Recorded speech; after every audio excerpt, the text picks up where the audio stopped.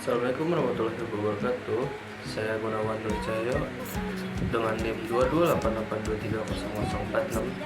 Di sini saya akan mereview sebuah buku dengan judul The Life and the Death of Anne Boleyn dengan karya Eric Ives. Buku ini tuh menceritakan tentang perjalanan kehidupan sampai kematian seorang tokoh Anne Boleyn.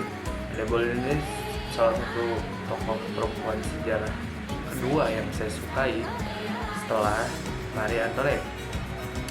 Jadi saya mengambil sebuah bab yang menurut saya sangat menarik, yaitu bab supremasi. Di bab tersebut dibuka dengan uraian tentang krisis pernikahan Henry VIII, yaitu ayah dari Ratu Elizabeth pertama yang terkenal tersebut, yang dikenal sebagai King's Great Matter. Henry itu awalnya ingin menceraikan Catherine of Aragon dikarenakan Catherine of Aragon tersebut tidak bisa memberinya seorang pewaris laki-laki. Jadi seorang raja itu memiliki kewajiban, teman-teman, memiliki tugas dan kewajiban. Salah satunya adalah harus mempunyai keturunan atau pewaris untuk melanjutkan dinastinya. Jadi kan Henry VIII ini adalah pewaris dari dinasti Tudor, otomatis dia ingin dinasti Tudor itu bertahan lama, kalau bisa sampai selamanya. Makanya dia tetap mencari istri-istri baru untuk melahirkan pewaris Tudor.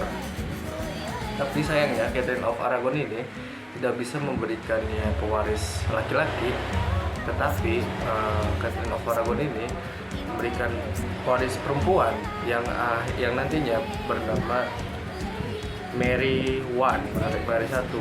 Anak tersebut akhirnya akan menjadi ratu juga, yaitu Mary I. Mungkin tapi nanti ceritanya. Lalu karena tidak bisa memberinya pewaris laki-laki,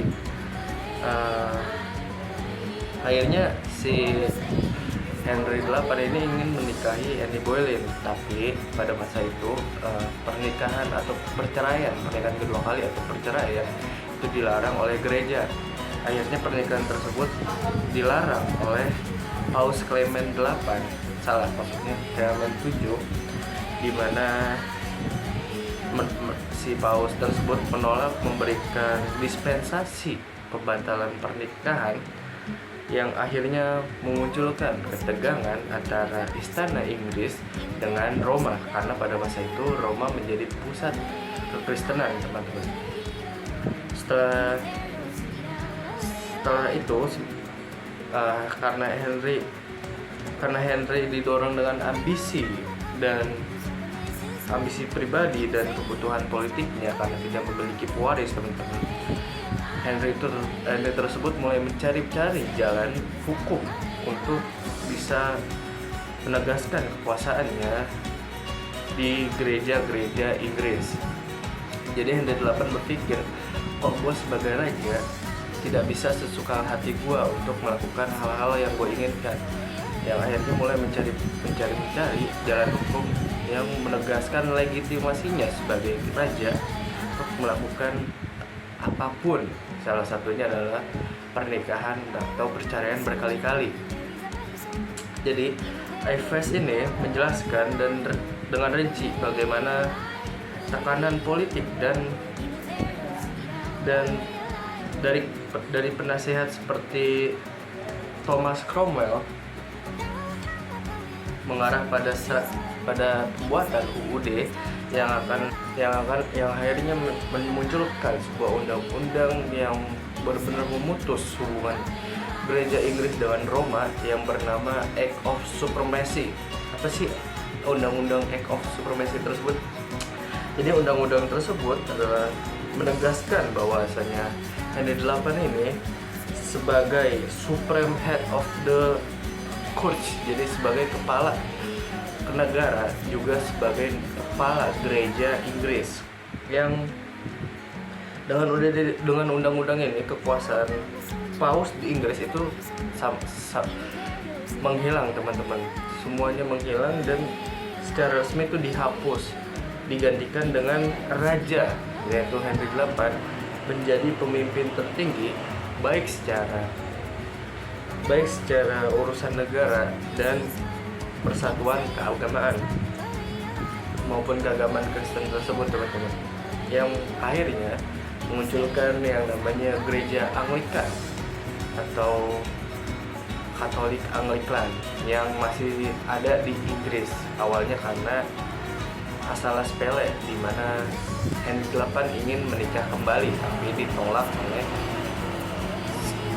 oleh Roma, oleh Pausan. Jadi di sini Ives menegaskan, menggambarkan bahwa Anne Boleyn itu sebagai katalis intelektual sekaligus simbol perubahan yang ada di dalam yang membantu dalam politik Inggris pada masa itu.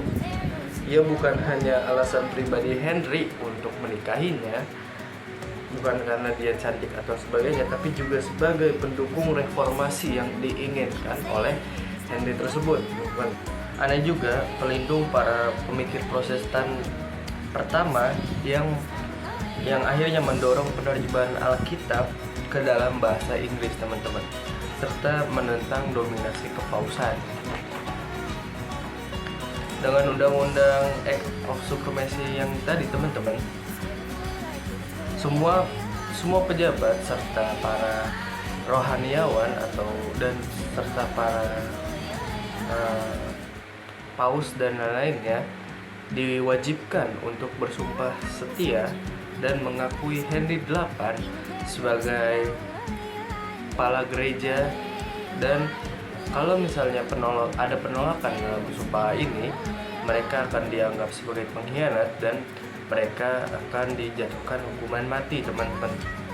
Setelah itu juga Henry VIII itu melakukan yang namanya dissolution of the money centuries, yaitu terkait tentang mensita keuangan para biarawati dan biarawan Katolik yang untuk hasilnya itu mengisi kekosongan atau mengisi kas-kas negara atau kas-kas kerajaan, teman-teman. Sekaligus itu juga memperkuat legitimasi dan kontrol mahkotanya atas agama di Inggris, teman-teman. Mungkin segitu saja dari saya, terima kasih.